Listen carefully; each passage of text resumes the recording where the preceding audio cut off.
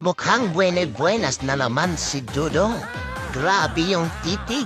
Grabe din yung galaw. Ayun. At nagkaroon pa talaga ng pagkakataon si Dudong. Kaya ayun kanyang sinalubong at sinulong. Sana all ligtas. Ito talaga yung One Piece in real life. Uy, sana okay lang si kuya.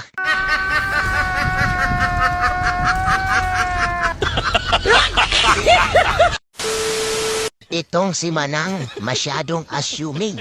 Magtitimbang lang naman, akala niya tutuhin. Huwag mo kasi itabi yung timbangan dyan, Manang. Itong si Bro, akala niya ay makakaisa na siya. Ngunit siya pala ang muntik maisahan. Dahil ang diwata na dala niya, may talong din pala.